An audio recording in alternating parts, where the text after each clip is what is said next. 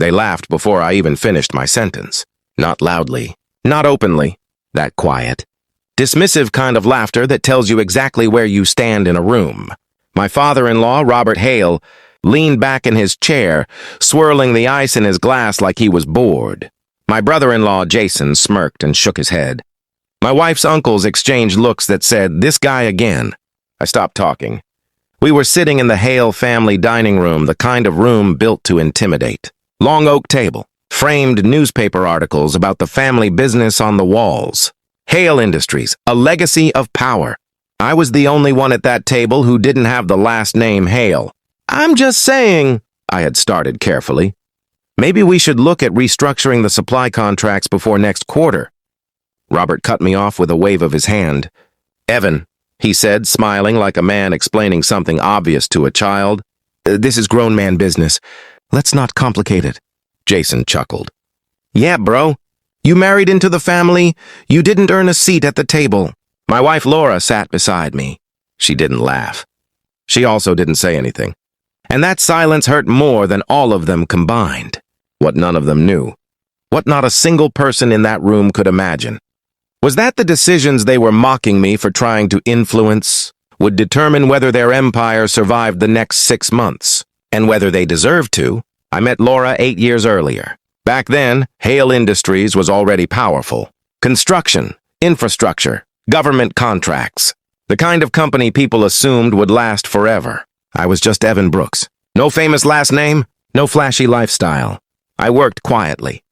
I listened more than I spoke. The Hale family mistook that for weakness. When Laura and I got married, nothing changed. At family gatherings, the men talked business. The women talked charities and events. And I sat somewhere in between, present, tolerated, never respected. Robert loved reminding everyone how he'd built the company from nothing. Jason loved reminding me how I hadn't. "You still consulting?" Jason would ask, knowing exactly how small that sounded to them. "Still doing your little spreadsheets?" I'd smile. Something like that. Because explaining the truth would have ruined the timing. Laura's younger brother, Michael, was different. Michael was sharp, curious. The kind of guy who asked questions. Late one night after another family dinner where I'd been ignored, he followed me onto the patio. "You're not what they think," he said. I looked at him. "Most people aren't." "No," he insisted. "I mean, you see things. Dad and Jason dismiss you, but you notice stuff." I nodded. "That's because I don't need them to approve of me." Michael didn't know it yet, but he was the first Hale who would survive what was coming. Here's the truth they never bothered to learn. 5 years before I met Laura, I co-founded a private investment and risk management firm, Northline Capital Group. We didn't advertise. We didn't chase attention. We specialized in one thing: quietly acquiring leverage, debt, supply chains, minority stakes, shell partnerships. We didn't destroy companies. We waited until they destroyed themselves. And Hale Industries had been making mistakes for years. Over-leveraged expansion, outdated contracts, ego-driven decisions. I saw it all the first year I married into the family. I warned them politely. They laughed. So I stopped warning and started preparing. Over the next 3 years, Northline Capital did what it always did. We acquired portions of Hale Industries' debt indirectly. We positioned ourselves inside their logistics network. We funded suppliers they relied on, always legally, always quietly. Robert loved to brag about loyal partners. He never checked who actually owned them. Jason loved to mock consultants who hid behind numbers. He never noticed who controlled those numbers. Laura noticed changes, though. "You're always working," she said one night. "Even when you're home." "I'm protecting us," I told her. She smiled sadly. "From what?" I didn't answer, because the truth would have sounded insane. The breaking point came on a Sunday. Another dinner. Another dismissal. This time, Jason went further. He raised his glass and said, half joking, "Here's to legacy, built by real men, not by people who marry into it." Laughter. I looked at Laura. She looked down. Something inside me settled. Not anger, clarity. 3 weeks later, Hale Industries lost its biggest government contract. Robert blamed politics. Jason blamed market conditions. They called emergency meetings. For the first time, they invited me. Not because they respected me, because they were desperate. I listened. I asked calm questions. They answered condescendingly. Finally, Robert slammed his hand on the table. We don't need theories. We need solutions. I leaned forward. I have one, I said. Silence. Jason rolled his eyes. Here we go. I placed a folder on the table.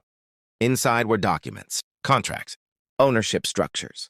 Robert flipped through them. His face drained of color. What is this? He whispered. This, I said, is your reality. I stood up. For the past 36 months, Northline Capital has been acquiring controlling interest in your debt obligations, logistics partners, and secondary suppliers. Jason laughed nervously. That's not funny. I'm not joking. Robert's hands were shaking now. You can't. I can, I said calmly. And I did. Laura stared at me like she was seeing a stranger. Evan, what are you saying? I looked at her. I'm saying the company that humiliated your husband for years has been surviving because of him. Michael broke the silence. Dad, he said quietly, the signatures, they're real. Jason stood up. This is a hostile takeover. No, I corrected him. This is consequences. The room exploded. Shouting, accusations, panic. Robert sank into his chair. What do you want? He asked. I didn't answer immediately. I looked at Laura, at Michael, at the family that never saw me until I held their future in my hands. I want what you denied me, I said. Respect, transparency, and accountability. Jason scoffed. You think this makes you one of us? I looked at him. No, I said. It proves I never needed to be. The decision came the next morning. Northline Capital restructured Hale Industries. Robert was forced into retirement. Jason was removed from leadership. Michael was offered a chance under supervision.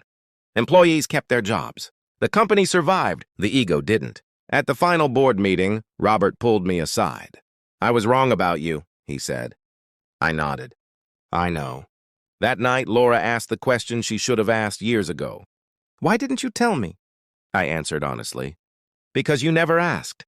And because part of you believed them. She cried. So did I. Some revenge isn't loud. Some revenge is patient. And some families don't fall apart because of hatred. They fall apart because they refuse to see who's been standing in front of them all along. They thought power looked loud, arrogant, and inherited. They never realized the most dangerous man at the table was the one they never bothered to listen to.